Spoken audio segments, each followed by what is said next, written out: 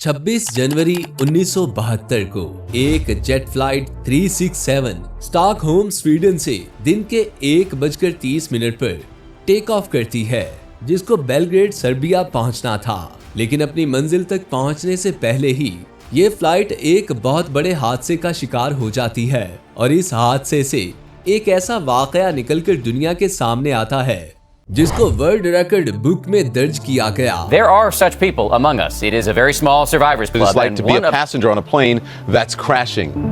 50 years ago, she fell 33,333 feet from the sky. One of the most incredible survival stories, in fact.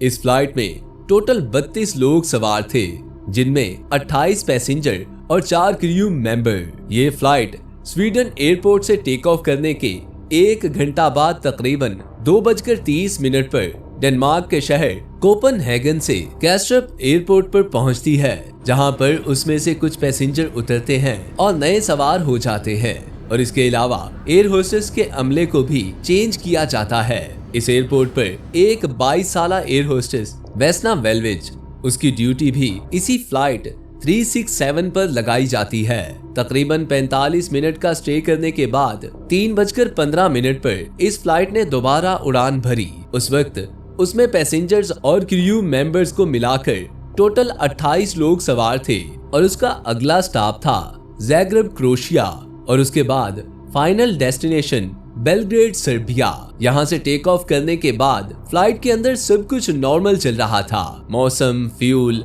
और flight condition वगैरह सब कुछ normal था। वेस्ना वेल्विच और दूसरी एयर होस्टेस पैसेंजर्स को सर्व कर रही थी। जब यह फ्लाइट चेकोस्लोवाकिया के गांव सर्बिस्का केमिनाइस के ऊपर से 33,000 फीट की बुलंदी पर गुजर रही थी तो अचानक 4:01 पर फ्लाइट के अगले हिस्से में जोरदार धमाका हुआ, जिसने उस फ्लाइट को कई टुकड़ों में तकसीम कर दिया और ज्यादातर लोग उछलकर बाहर की तरफ गिर पड़े।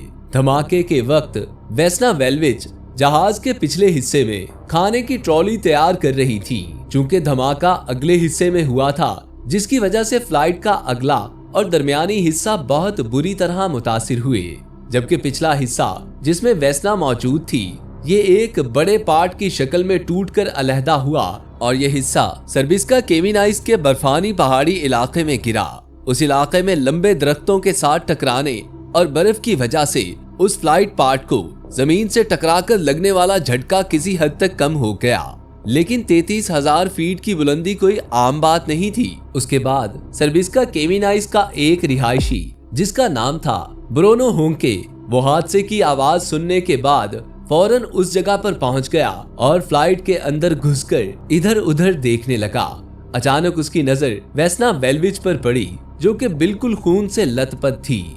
उसकी दोनों टांगे और बाजू टूट चुके थे। रीढ़ की हड्डी में भी 2-3 जगह से फ्रैक्चर था और खोपड़ी भी काफी हद तक डैमेज हो चुकी थी। ब्रोनो होंके फौरन उसके पास पहुंचा और देखा कि उसकी सांसें चल रही हैं, तो ब्रोनो होंके ने उसे इब्तदाई तिब्बी इमदाद देना शुरू की। ब्रोनो होंके दूसरी जंगे अजीम में जर्मन फौज में मेडिक रह चुका था, जिसकी वजह से उसे इब्तदाई तिब्बी इमदाद फर्स्ट एड का अच्छा खासा तजुर्बा था। उसने वेस्ना के खून के बहाव को रोकने के लिए बैंडेज का इस्तेमाल किया और उसके अलावा दीगर जरूरी इक़दामात किए। फिर ब्रोनो होंके ने रेस्क्यू टीम को कॉल की, जिसके बाद थोड़ी देर में ही रेस्क्यू टीम जाए वकुआ पर पहुंच गई और वेस्ना को फौरी तौर पर अस्पताल मुंतकिल किया। तकरीबन 27 दिन कोमा में रहने के बाद उसे होश आया और डॉक्टर्स ने बताया कि हादसे के वक्त वेस्ना का ब्लड प्रेशर लो होने की वजह से उसकी जान बच गई। उनकी कम ब्लड प्रेशर की हालत में उन्हें केबिन के दबाव कम होने पर फौरन बेहोश कर दिया, जिससे उनका दिल फटने से बच गया, वरना उनकी मौत जमीन पर गिरने से पहले ही हो जाती। कई माह तक वेस्ना का कमर से नीचे वाला हिस्सा मफलूज रहा। मजमूई तौर पर वो 16 माह तक हॉस्पिटल में एडमिट रही। लेकिन यहाँ पर अफसोस की बात यह है कि वेस्ना ने अपने कुछ इंटरव्यूज में बताया कि उसके इलाज का मुकम्मल खर्चा एयरलाइन और दीगर हुकूमती अदारों की तरफ से नहीं उठाया गया, बल्कि उनकी कुछ सर्जरी और ट्रीटमेंट के लिए उन्हें खुद खर्च उठाना पड़ा और एक वक्त ऐसा भी आया जब उसने अपनी गाड़ी बेचकर अपने मेडिकल एक्सपेंसेस क्लियर किए। 1985 में वेस्ना को Guinness book of world record दिया गया कि ये हिस्ट्री की पहली इंसान थी जो 3 किलोमीटर की ऊंचाई से बगैर किसी पैराशूट वगैरह के गिरने के बावजूद जिंदा रही। वेस्ना ने एक इंटरव्यू में बताया कि कुछ लोग मुझे खुशकिस्मत समझते हैं, लेकिन हकीकत में ऐसा नहीं है। अगर मैं वाकई ही खुशकिस्मत होती तो मैं कभी इस हादसे का शिकार ही ना होती। नाजरीन, दरअसल जिस दिन ये हादसा हुआ था उस दिन उस फ्लाइट पर उस वेस्ना वेल्विच की नहीं बल्कि एक और वेस्ना नामी एयर होस्टेस की ड्यूटी थी। एक जैसे नाम की कंफ्यूजन होने की वजह से गड़बड़ हो गई थी।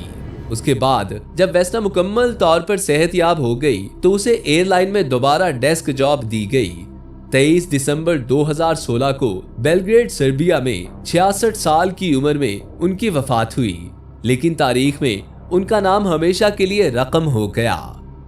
तो नाजरीन, आज का टॉपिक आपको कैसा लगा?